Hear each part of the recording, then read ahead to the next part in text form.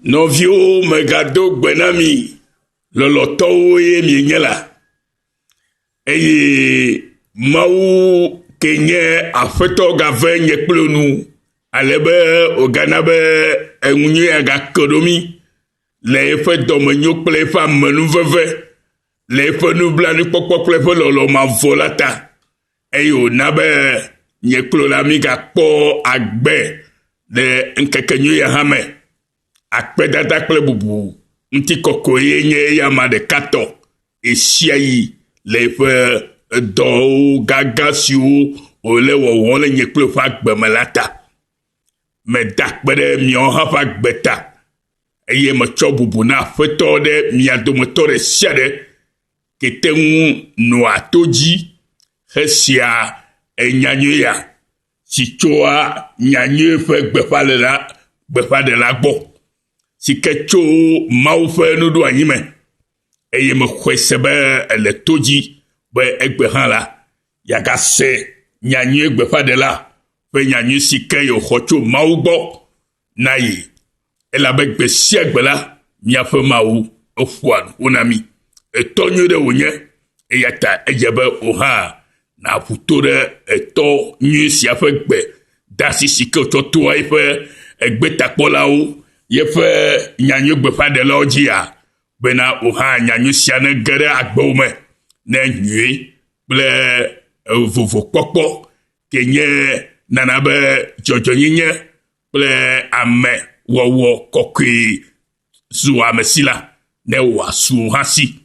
eya woyɔ be aƒetɔ ƒe edɔ si wòwɔ ɖe mia nu vɔ lawo katã ta be mitrɔ zi ame dzɔdzɔewo azɔ ale be miate ŋu ado gbe ɖa nɛ ne wòate ŋu ase miaƒe gbedodoɖa elabe etɔ si ke tɔ le nye la ye le yɔe la atɔ na wò nɔvi mi le dzi yim le kea ke wò la akpɔ dzidzɔ atso aseye ɖe aƒetɔ la ŋu eye aƒo adegbe ɖe Israel ƒe kɔkɔetɔ la ŋu tegbee ke nye kple wò la nɔvi nye nu kae miawɔ ke miawo la miakpɔ dzidzɔ atso aseye ɖe aƒetɔ la ŋu eye aƒo adegbe ɖe Mawu ke nye Israel ƒe Mawu ke nye miawo hã ƒe Mawu ke miyɔ be kɔkɔetɔ la eŋu tegbee ke ame kawoe akpɔ dzidzɔ atso aseye ɖe aƒetɔ mavɔ la ŋu eye ame kawoe aƒo adegbe ɖe Israel ƒe kɔkɔetɔ la ŋu tegbee mahã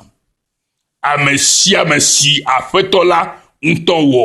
kɔkɔe na eɖokui la ye woawoe nye ame siawo le ate ŋu aƒo adegbe kple aƒetɔ ƒe ŋkɔnyui ma.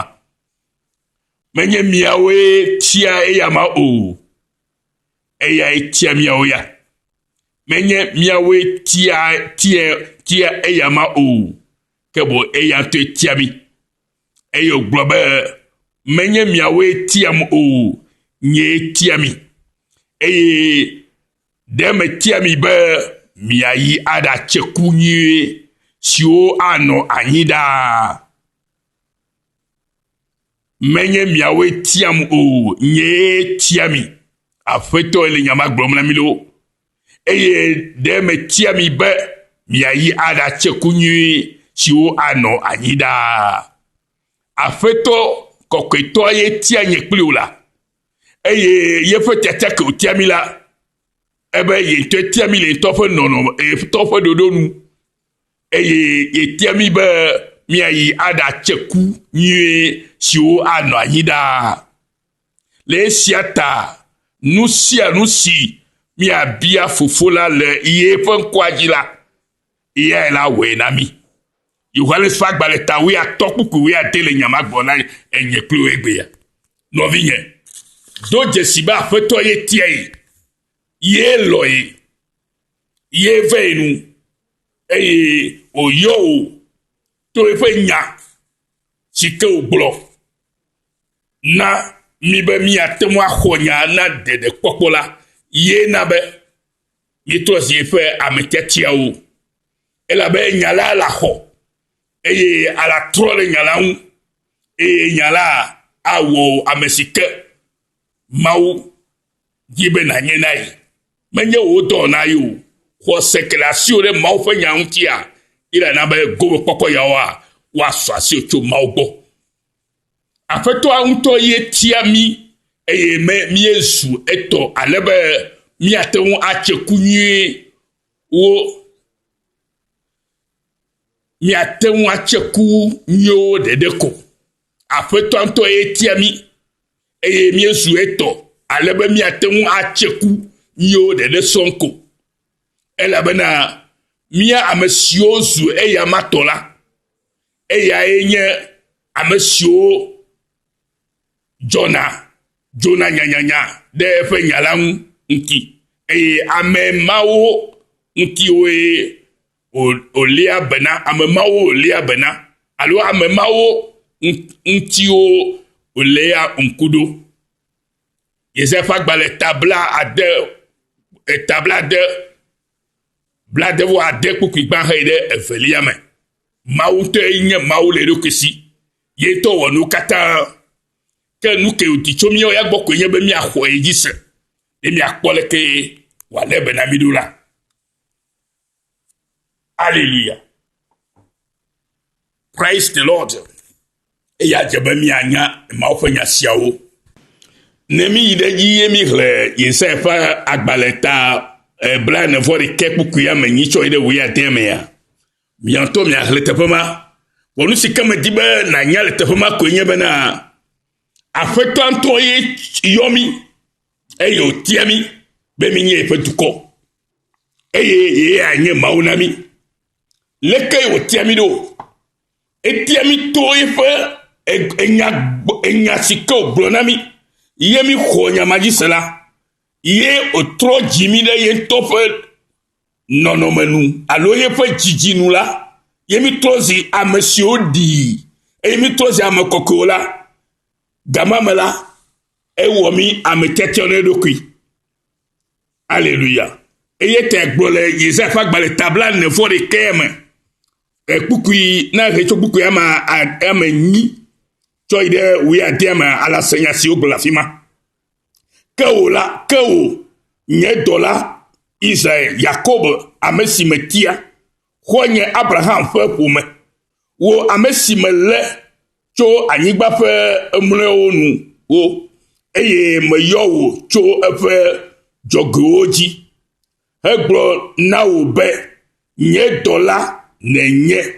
metia wo eye nye megbe o eye talgogo be megafo o elabena melikpli o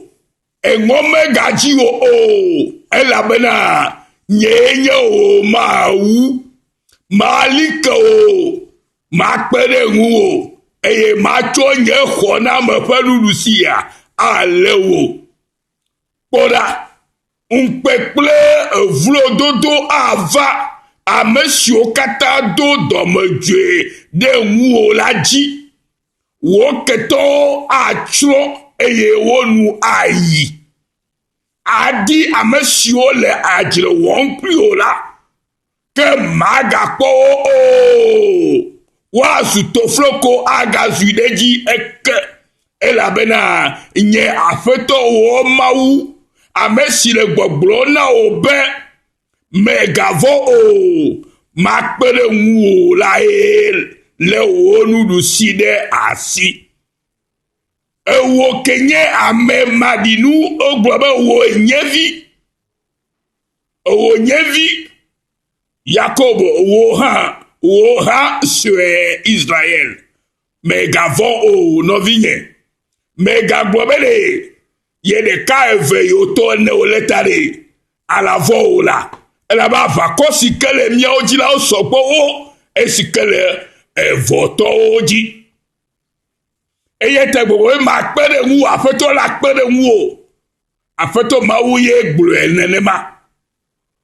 wo kona me to enye ye yala ye fo kokotola onye bora macho wo awo lu fotasia damu ye dade sinu dowo wo gedele afanya to agbawo gudugudu eye awɔ togbewo abe etsro ene akpɔ wo agbɔwo eya alɔwo ɖe nu eye ahumu akawo ahlẽ ke wo la atso ase ɖe aƒetɔ la ŋu eye aƒo adegbe ɖe kɔkɔetɔ la ŋu aƒo adegbe ɖe kɔkɔetɔ la ŋu nɔvinye eya ta nanye be ɖe esi ke ɖe trɔ zi aƒetɔ ƒe ametiatia ɖe nanya bena yayratɔ nenye eya ta gbɔgbɔ be megavɔ ke o ye le kpli wo eya ta gbɔ be nenye be yi aƒetɔ le dzi o ɖe ame ka atsitre ɖe ŋu o Romatɔ ƒe agbalẽ ta me 8:21 nɔvinye medi be ɖe nanya nɔnɔm ame ƒomevi ke anye le aƒetɔ la me ale be vɔvɔ megaɖo o ke o ale be dzika megatso ƒo na o ale be megatsi dzodzo le ɖokome o ke nu ke ŋutia le aku ɖokui nye bena nadzo nyanyanyanya le eƒe nya la ŋu ne natsɔ eƒe nya ade dɔwɔme abe leke ye Mose ƒe agbalẽ evelia gblɔe na mi ene Mose ƒe agbalẽ evelia ta blavevɔtɔ kpukui blavɔve gblɔ be leke o egblɔ le afi ma be ɖe ne ewɔ eƒe gbedzi pɛpɛpɛpɛpɛ eye ne wɔ nu siwo katã megblɔ la ekema malé fu wo ketɔwo eye